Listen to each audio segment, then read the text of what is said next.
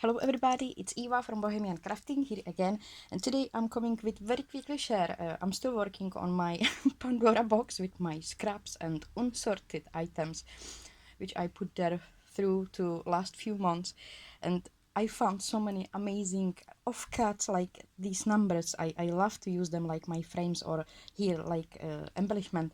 So I'm just going to share with you. I mostly start with something like this. I do layers. I'm not using my sewing machine. I'm some kind of lazy, but I'm using that stapler. You can see that here, stapling under this tulip. I can't unglue it, but under this tulip you will see those staplers. And I'm doing layers, and I have to say that I'm enjoying it.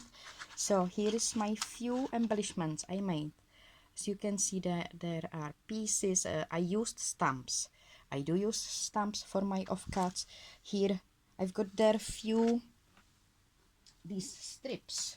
These are of good strips from envelopes I used in my journals, and I've got many strips like this, really many. in that box. This is just few of them. So I backed them with double-sided tape, and then I used my embossing folders, different type of embossing folders. Here you can see another type of the embossing folder, and I embossed these strips, and I'm using them like banners because I think it's amazing embellishment. And if you've got a collection, I found there so many pieces from one collection I bought. I'm gonna show you what I mean, what I've got. While ago I bought collection like this. I was just wondering what means. Here I'm gonna show you these ultimate die cuts and paper pack. I didn't know what that ultimate, I think it's ultimate die cut, what that mean. And this collection, it's amazing. It's for probably for card makers, because it has already pre-cut pieces like this, but those colors are not for me. This is too many mix on one piece. Like here is too many colors for me, and I don't know how to work with it. It's nothing what I can what I will prefer. But this collection has amazing shapes like this, so I'm using these shapes. I'm just upside down these shapes. I coloring these shapes with my distress inks, and I'm using them in my layouts, because it will be so shame if this collection, it's beautiful. It is beautiful, but nothing for me. I don't like yellow color. I don't know why I bought it. And this collection has amazing shapes. So if you've got some collection for card makers with those pre-cutted pieces, and you don't know what to do with it, maybe you can use it here like me and make layouts from it. Here I used one shape, I think, from that other side. It's glued.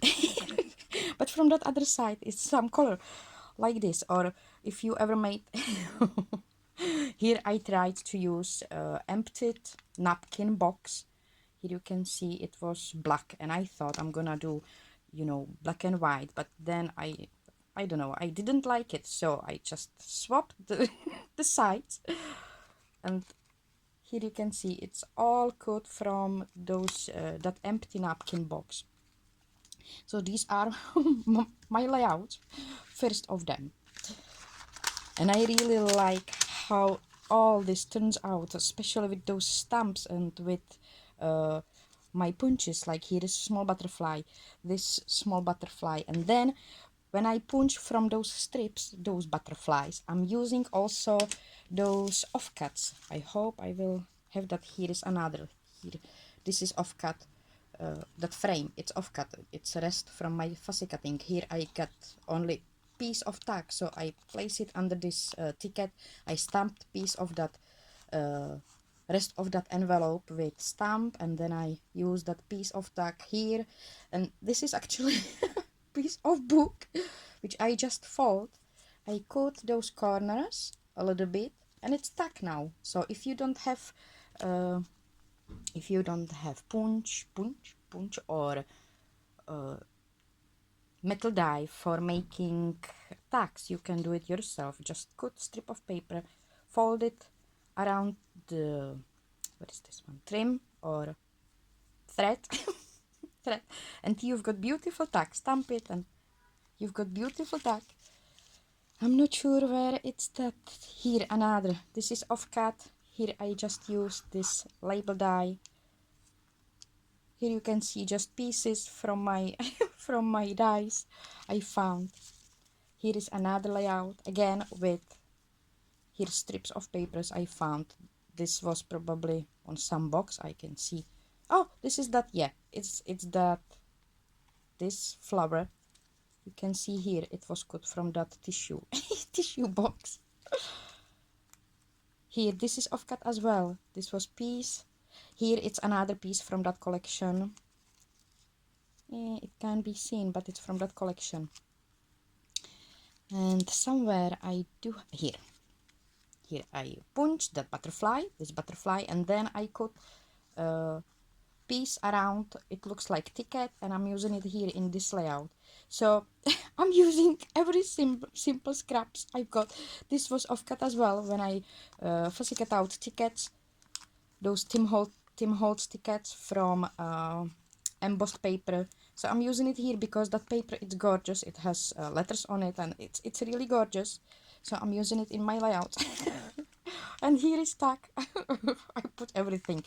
This was actually just this frame. Maybe it will be seen. It wasn't full doily. It was just this piece around. I haven't there that inside. That inside I've got somewhere else.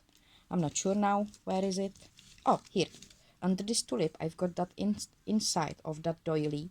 So here I've got that rest of that doily. Like layout. And here another offcut. This small butterfly. So I'm using really every single scraps. I'm layering this corrugated cardboard. It was just piece of box, and I found it's a really beautiful corrugated cardboard under those top layouts.